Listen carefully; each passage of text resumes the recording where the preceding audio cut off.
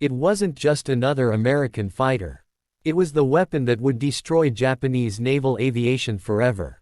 On June 19, 1944, when those dark blue Hellcats dove through our formations with devastating precision, every Japanese pilot in the sky knew the age of the Zero was over. The F6F Hellcat didn't just outclass the legendary Mitsubishi A6M Zero. It hunted it with methodical efficiency. 650 caliber Browning machine guns that converged at the perfect killing range. Armor plating that made it virtually indestructible. And that massive Pratt & Whitney R28000 double Wasp engine. 2,000 horsepower that could push the Hellcat to 380 miles per hour and climb at over 2,500 feet per minute. What happened that day over the Philippine Sea wasn't a battle. It was an execution. In what American pilots would call the Great Marianas Turkey Shoot, the Imperial Japanese Navy lost approximately 480 aircraft while the Americans lost just 33 planes. This is the true story of how the F-6F Hellcat became the most successful fighter aircraft in naval history, achieving an unprecedented kill ratio of 19-1, and how it crushed the once invincible Zero in the most decisive carrier battle ever fought.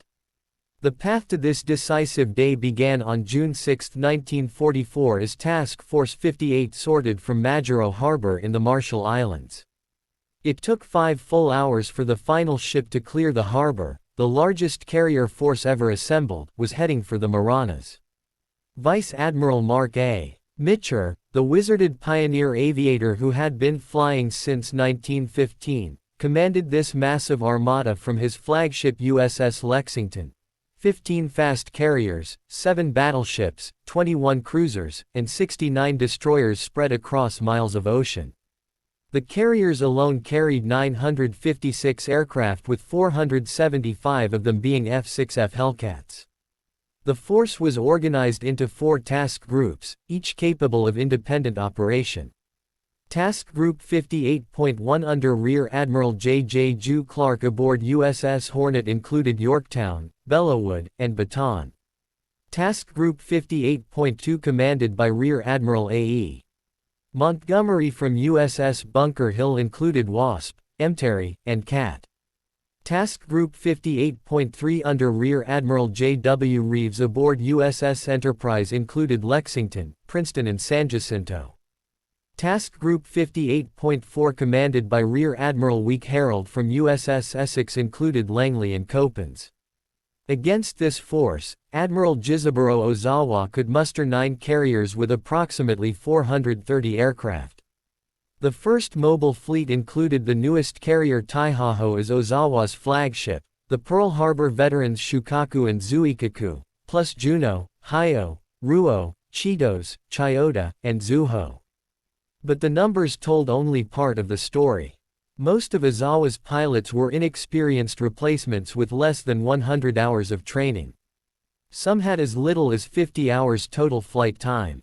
Many had never fired their guns in training due to ammunition shortages. They were flying into combat against American pilots who averaged 300 to 400 hours of training, including extensive gunnery practice and carrier qualification. On June 11, 1944, Task Force 58 began its assault on the Marianas. Fighter sweeps and bombing raids hit Saipan, Tinian, and Guam. The Japanese were caught by surprise. They had expected the next American target to be the Carolina. Only 50 land-based aircraft defended the Marianas. In the first sweep alone, 208 Hellcats claimed 86 Japanese aircraft destroyed. The systematic destruction of Japanese air power in the Marianas had begun. Commander David McCampbell, commanding Air Group 15 from USS Essex, led his squadrons in these preliminary strikes. McCampbell, a 34-year-old Alabama native, had joined VF-15 as a squadron commander who initially couldn't even qualify in gunnery. His pilots had secretly helped him pass his qualification, painting their bullets the same color as his. Now he was about to become the Navy's all-time leading ace. On June 15, American forces landed on Saipan. Admiral Sue Toyota, commander-in-chief of the combined fleet, immediately activated Operation Ago. This was Japan's last chance for the decisive battle they had sought since Midway. Every available ship and aircraft was committed. The plan relied on Ozawa's carrier aircraft working in conjunction with land-based planes from Guam and Tinian, plus the advantage of the Japanese planes' longer range. They could strike from beyond American range, land on Guam to refuel and rearm, then strike again. But the Americans had advantages Ozawa didn't fully appreciate. Task Force 58's radar could detect incoming raids at 150 miles. Fighter directors in each carrier's combat information center could vector Hellcats to perfect intercept positions. The proximity-fused anti-aircraft shells, still classified top secret, would devastate any aircraft that got through the fighter screen. And most importantly, the F6F Hellcat was specifically designed to kill Zeros. The morning of June 19 began with pre-dawn preparations. In VF-16's ready room aboard Lexington, Lieutenant Junior Grade Alexander Vraciu checked his plotting board and equipment. Already an ace with 12 victories, Vraciu had spent months as wingman to Edward Butch O'Hare, learning from the Navy's first ace. Now flying with VF-16, he was about to have the most spectacular day of his career. At 0745 hours, the submarine USS Albor, commanded by Lieutenant Commander James Blanchard, fired 6 torpedoes at Ozawa's flagship Taiho. Warrant Officer Sakio Kumatsu flying overhead saw the torpedo wakes and deliberately crashed his aircraft into one torpedo to save the ship. His sacrifice destroyed one torpedo, but another struck Taiho's forward elevator pit. The damage seemed minor, but ruptured fuel lines were already releasing deadly vapors into the ship. An inexperienced damage control officer made a fatal error, opening the ventilation system to clear the fumes. Instead, it spread them throughout the ship. At 1532 hours, Taiho would explode and sink, taking 1,650 men with her. At 8:30, radar operators across Task Force 58 detected the first Japanese strike wave. 69 aircraft launched from Ozawa's carriers at maximum range. The fighter directors went to work immediately. Vector 250 Angels 25 bogies approaching crackled over the radio waves. Hellcats already airborne climbed for altitude advantage. Those on deck scrambled to launch. Commander Charles Brewer, leading VF-15 from Essex, was among the first to spot the incoming raid. Tallahassee, bandits bearing 265, distance 40 miles, Angels 18. The professional killer machine of American naval aviation swung into action. Hellcats from multiple carriers converged on the Japanese formation, directed by fighter controllers who could see the entire battle developing on their radar screens. The Japanese pilots maintained tight formation, flying straight and level toward their targets. It was their first and fatal mistake. Lieutenant Commander Paul Bowie, commanding VF-16, later described the interception. "They came in perfect formation like they were on parade. Our guys couldn't believe it. They just held formation while we shot them to pieces." Commander Mitscher led 12 Hellcats from VF-15 at 25,000 feet when he spotted the enemy formation below. "I made a modified high-side run," he later wrote, "and only my starboard guns fired, which threw me into a violent skid. Guns were charged twice again, and since my target had pushed over and gained high speed, a stern chase ensued. The Judy dive bomber he was chasing tried to escape, but McCampbell's Hellcat was faster. His 6 guns converged, and the Judy exploded. The slaughter had begun. Mac Bull destroyed 5 Judy dive bombers in the morning. Engagement, then later that afternoon shot down 2 Mitsubishi A6MO over Guam for a total of 7 victories on June 19. His wingman, Lieutenant Roy Rushing, would later distinguish himself at the Battle of Leyte Gulf in October. Meanwhile, Lieutenant Junior Grade Alexander Vraciu was having his own problems. His F6F supercharger had malfunctioned, limiting his altitude and speed. Unable to keep up with his squadron, he led his division back toward the task force. As they approached, Vraciu spotted a large formation of Judy dive bombers heading for the American ships. What happened next became legend. They were so thick against the water below, Vraciu later recalled. I felt like a kid with a plate of cookies, afraid someone else was going to take some, even though I had all I could stuff. In just 8 minutes, using only 360 rounds of ammunition, about 10 rounds per gun per kill, Vraciu shot down 6 duty dive bombers. His marksmanship was nearly perfect. After landing on Lexington, Vraciu climbed out of his Hellcat and, still wearing his flight gear, held up 6 fingers for the photographers. The photograph became iconic, the grinning young ace symbolizing American dominance in the air. When he inspected his aircraft, he discovered the wingfold pins were protruding. He had flown his greatest mission with his wings only partially secured. The first wave was being annihilated. Of 69 Japanese aircraft, 42 were shot down. The few survivors who returned to their carriers reported scenes of horror. Hellcats everywhere coming from above, from the sides, always with superior speed and firepower. The second wave of 128 aircraft launched at 0900 met an even worse fate. By now, every Hellcat in Task Force 58 was either airborne or ready to launch. The fighter directors had perfect radar plots of the incoming raid. The Japanese flew into a wall of Hellcats positioned at perfect intercept altitudes. Lieutenant Eugene Valencia of VF-9 flying from USS Yorktown had developed what he called the mowing machine tactic. Working with 3 other pilots, James French, Clinton Smith, and Harris Mitchell, Valencia had created perhaps the deadliest division in naval aviation. They would later claim 50 victories between them, but on June 19, they were part of the larger defensive effort. Fighting Squadron 1 from Yorktown had a spectacular day. Led by Commander Smoke Stren, VF-1 claimed 37 Japanese aircraft destroyed. Lieutenant Junior Grade George Carr shot down 5 planes, becoming an ace in a single day. The squadron's Hellcats dove from 24,000 feet into masses of Japanese aircraft 10,000 feet below, their 6 guns blazing. The technical superiority of the Hellcat was overwhelming. Where the Zero weighed 5,313 pounds loaded, the Hellcat weighed 12,598 pounds. That extra weight was armor plating, self-sealing fuel tanks, and structural strength. The Zero's pilot sat behind a thin aluminum panel. The Hellcat pilot was protected by armor plate behind and below bulletproof glass in front. The Zero's fuel tanks would explode from a single incendiary bullet. The Hellcat's tanks would seal themselves using layers of rubber that swelled when punctured. The engine difference was equally decisive. The F6F3's Pratt & Whitney R280010 produced 2,000 horsepower with water injection boosting it to 2,200 horsepower for combat emergency power.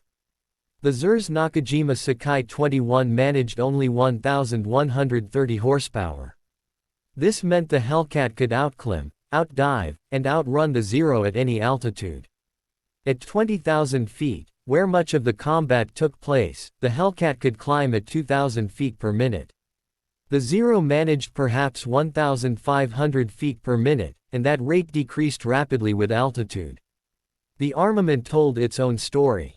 The Hellcat's 650 caliber Browning M2 machine guns each carried 400 rounds, total 2,400 rounds. The guns were bore-sighted to converge at a specific range, creating a cone of destruction. The Zero typically carried 2 Type 99 20mm cannons with only 60 rounds each, plus 2 7.7mm Type 97 machine guns. While the 20mm was more powerful per round, the limited ammunition meant Zero pilots had to be extremely careful with their shooting. Hellcat pilots could fire long bursts, walking their tracers onto target. At 1,000 hours, the third wave of 47 aircraft approached. These were from Ozawa's carrier division, 2 Juno, Hyo, and Ruo. They immediately got lost, failing to track the American movements. Only 7 would return to their carriers. Lieutenant Zenji Arb, a Pearl Harbor veteran flying from Juno, was one of the few experienced pilots in this wave. After being forced to crash land on Rotor Island when his fuel ran out, he examined his damaged aircraft and exclaimed, "I never saw so many Grummons." His plane was riddled with bullet holes. Commander James "Jig Dog" Ramage, leading Bombing Squadron 10 from Enterprise, watched the fighter pilots at work. "Our fighters really had a field day. The Japanese came in perfect formations and our boys just cut them to pieces. It was like watching a training exercise except the targets were real." The fourth wave of 82 aircraft launched at 1100 hours met the same fate. By now, American pilots were almost feeling sorry for their opponents. Ensign William Spider Webb of VF-2 later recalled, "They were so green. They held formation while being shot at. They didn't even try evasive maneuvers. It was both impressive and heartbreaking to watch such brave men fly to certain death." But not all American pilots survived unscathed. Commander Charles Brewer of VF-15 after shooting down 3 enemy aircraft was himself shot down and killed over Guam. His loss reminded everyone that even in a turkey shoot, war extracted its price. Lieutenant Commander James Flatley took over VF-15, continuing the squadron's devastating effectiveness. At 11:18 hours, USS Kavala, commanded by Lieutenant Commander Herman Klur, fired 6 torpedoes at the carrier Shokaku. The submarine had maneuvered into perfect position, and 3 torpedoes struck home. The Pearl Harbor veteran, displacing 32,100 tons fully loaded, went down with heavy loss of life. 2 of Japan's newest and largest carriers were now gone. The radar advantage cannot be overstated. The SK and SK-2 radar systems could detect aircraft at 150 miles, giving the Americans 30 to 40 minutes warning of incoming raids. The Japanese had only visual detection, usually spotting American fighters when they were already in firing position. Lieutenant Joseph Edgar, fighter director aboard Lexington, was credited with vectoring fighters to intercept 35 enemy aircraft. He could see the entire battle on his radar scope, like a chess master seeing the whole board while his opponent could only see individual pieces. The fighter direction system was revolutionary. Each carrier's combat information center was a darkened room filled with radar scopes, plotting boards, and radio equipment. Trained fighter directors could track multiple raids, vector fighters to intercept, warn of approaching threats, and coordinate the entire defense. They spoke in calm, measured tones, even as dozens of enemy aircraft approached. Vector 270, Angels 20, bogies approaching. Investigate and report. Lieutenant Commander William R. Killer Kane, commanding Air Group 10 from Enterprise, flew on both June 19 and 20. In his diary, he wrote, "The greatest air defeat suffered by any nation ever." Kane had started the war flying obsolete aircraft against superior Japanese pilots. Now he commanded squadrons equipped with the best fighter in the world. Flown by superbly trained pilots directed by radar controllers who could see everything. The American training system was perhaps the greatest advantage. By June 1944, new pilots arrived with 300 to 400 hours of flight time. They had practiced carrier landings dozens of times on converted Great Lakes paddle wheelers. They had fired thousands of rounds in gunnery practice. They knew their aircraft intimately. In contrast, Japanese pilot training had collapsed. Where once they produced highly skilled pilots with 500+ hours of training, by 1944, they were sending boys into combat with 50 to 100 hours total time. The rotation system multiplied American advantages. Experienced pilots like Lieutenant Commander John S.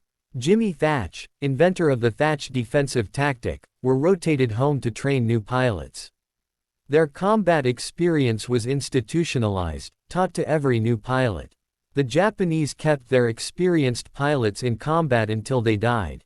By June 1944, almost all the Pearl Harbor and Midway veterans were dead.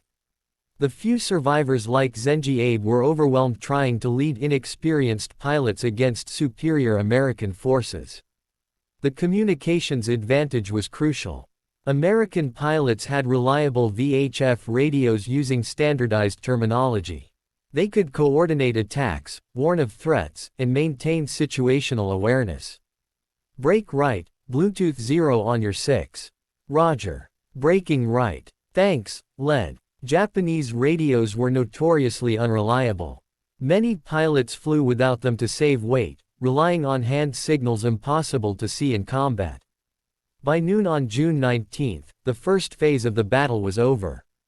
The Japanese had launched 373 carrier aircraft in 4 waves. Approximately 346 carrier aircraft had been shot down on June 19 alone.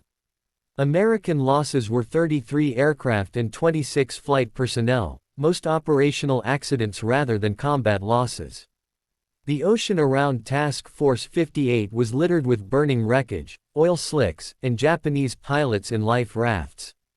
Admiral Mitscher, watching from Lexington's Flag Bridge, turned to his staff and said, "The Japanese carrier air force has been destroyed.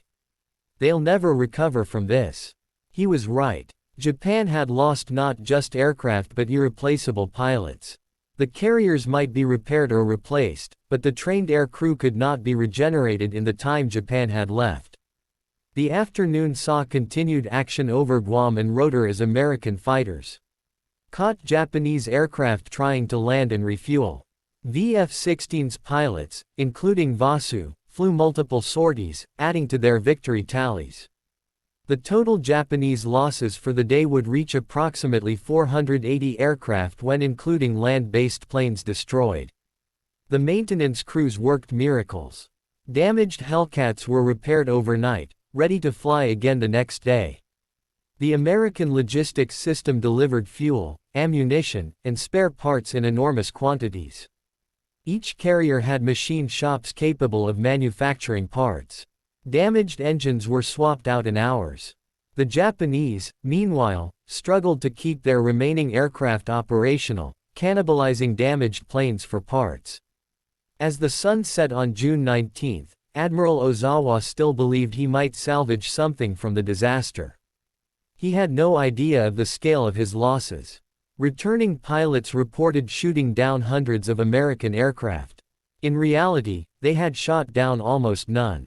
The few Japanese pilots who survived were exhausted, demoralized, and traumatized by the day's events. June 20 brought the second phase of the battle, the American counterstrike. Search planes had been looking for the Japanese fleet all day. At 1540, Lieutenant Robert Nelson from Enterprise finally found them 275 miles west of Task Force 58. It was extreme range for the American aircraft and launching so late meant they would return after dark. But Mitscher didn't hesitate. Launch them. At 1624, Task Force 58 began launching 216 aircraft, 85 Hellcats, 77 dive bombers, and 54 torpedo bombers. Every pilot knew the risks. They would be flying to the absolute limit of their range. Many would not have enough fuel to return, but the chance to finish off the Japanese fleet was too good to miss. Lieutenant Commander Ramage led VB-10's Dauntlesses from Enterprise. As they approached the Japanese fleet, he could see 3 carriers, battleships, cruisers, and destroyers spread across miles of ocean. The few remaining Japanese fighters rose to intercept, but they were overwhelmed by the escorting Hellcats. The attack was confused but effective. The carrier Hyo took several bomb and torpedo hits and sank.